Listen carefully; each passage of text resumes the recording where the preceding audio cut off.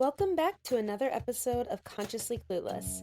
I'm your host, Carly, and I'll be your guide on this journey from consciousness to cluelessness and back around again. This month on the podcast, we are talking all things sustainability. This episode, I will be talking about my own 2022 sustainability goals in a few different realms, and also share how you can think about making your own goals for the next year in terms of sustainability, no matter where you're at in your journey, whether you're just learning or you're a seasoned vet, you will hopefully get something out of this episode. Here we go. This podcast is supported by showThanks. Thinks are washable, reusable period underwear. They look and feel just like normal underwear, but better. Every pair of Thinks is made with their signature innovative technology for the ultimate period protection. Their breathable products are safely made with cotton, nylon, and elastin for a little stretch. I am seriously obsessed with my Thinks underwear. They have changed my periods. Try them yourself or get someone the best gift ever with a sweet little discount code. Go to shewthinks.com/Carly for $10 off your order today. Again, that's shewthinks.com/CARLY for $10 off your order. Try Thinks today. I'm really excited to be chatting today about my 2022 sustainability goals. I've talked about learning to be more sustainable or eco-friendly or whatever you want to say on the podcast before, but I also want to talk about something I've been thinking about lately, and that is how I've kind of gotten lazy with sustainability a little bit. And I definitely think that there was a real impact. I know there was a real impact on a lot of things during COVID in terms of food and availability of products and different items and shipping. I live in a pretty remote area, so there were a lot of factors that made me start to choose food specifically as a big area. I look at sustainability in my life. It made me buy more things in plastic again and kind of felt like I went backwards in some of my strides I had made in my sustainability journey in terms of food. And I have been thinking about this for a while, but honestly, I've been too lazy and too preoccupied with other things to give it the time it deserves. I'm owning that. But I need to make a list again of how to be more sustainable. And I had been thinking that for a while. And so I did. And I can give you some examples specifically for food. Like I said, there are a lot of different ways to be sustainable. It can be the products you use for your body, like shampoo and soap, lotion, what have you. It can be the items you buy for your home, your clothing.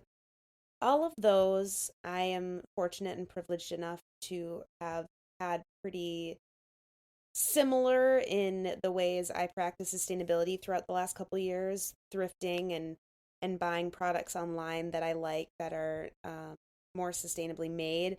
So that didn't change, but what really did change was food. I was really focused for a while on making as much as I could myself, buying the least amount of things in plastic, and doing a better job at meal planning because it means that food doesn't go bad and I'm not wasting it.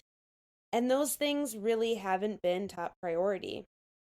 So, for example, a few things I know that I'm going to work on, and this is a personal thing, right? These are the personal goals for sustainability that I have, and I want to go through a few different levels, but we're going to start with this personal level. So I'm focusing on food this year. I'm going to again be making my own plant-based milk as often as I can. I got out of the habit of that. I typically would make oat milk because it's pretty simple, but I want to experiment with making some other flavors. I really love a coconut almond milk that I've been using, but it comes in a plastic bottle. And so I'm going to try and make my own and see if I can figure that out. I have been really really craving cream cheese and bagels of some sort with, toppings or not or whatever. But I have wanted that now for a few months. And the cream cheese containers specifically make me feel bad because they are a number five plastic. And in my small town, they don't take number five plastic to be recycled, which let's put a pin in that point and I will return later. So when I buy the Miyoko's cream cheese that I love so much because it's so delicious and has such good ingredients, I have to throw the container away. And that's not necessary for me. Now, these are things I can do. So, am I going to still buy bagels once in a while because I don't feel like making bagels? Yeah. But I'm going to make my own cream cheese again. I've done it in the past. You can do it with cashews or almonds. Miyoko's one is actually made out of cashews, so I will report back on that. And another thing I've been really craving is chocolatey, rich granola. It has been so good for a snack and for breakfast and on yogurt. And there's a brand I love, and I'm going to see if I can recreate it and do something on my own that is satisfying that without having to buy it in a plastic bag. Those are just a few examples of my personal sustainability goals. Moving on, I want to talk about the next level that you can think about sustainability, and that is in your community. So, the personal ones you can think of in your home, but what about in your community? Maybe it's on your block or your neighborhood, maybe it's in your small town. For example, I mentioned before we cannot recycle anything but number one and number two plastic in the small town where I live. And I want to work on that. I think that we should be able to recycle more. And I know that there's a lot to it. I need to do a lot of research. I need to talk to people, but I want to do some research and I need to dive in and see what I can do on a community level. Another dream I have is figuring out how to do some composting on a community level and getting more people moving in that direction, and then also making it easier for people who might not have their own setup outside to compost and to dump their compost. So I want to think about some community solutions for that in my small town. And those are two that I think will take quite a bit of research and questioning. So those are my community goals for 2022. Finally, there is global. So that can be really on any scale, but it's beyond your community. So it's on this larger level. And something I have on my list this year is to do a better job of contacting state representatives on issues of sustainability. I'm on a lot of email lists and sign petitions for things like reproductive rights and issues of equality that in terms of people with other identities that are marginalized, things like that, I feel like are on my radar more in terms of politics than are issues of the environment and sustainability. And I totally can do a better job at researching and knowing more of that. I have interviewed some amazing guests that I'm going to go back and listen to some of the resources they share when they talk about how to be an activist on this bigger scale in the world of sustainability. And that is one I want to pay attention to a little more because it's one I just haven't. And I'm excited to, and I think that I need to, given that I have the privilege to.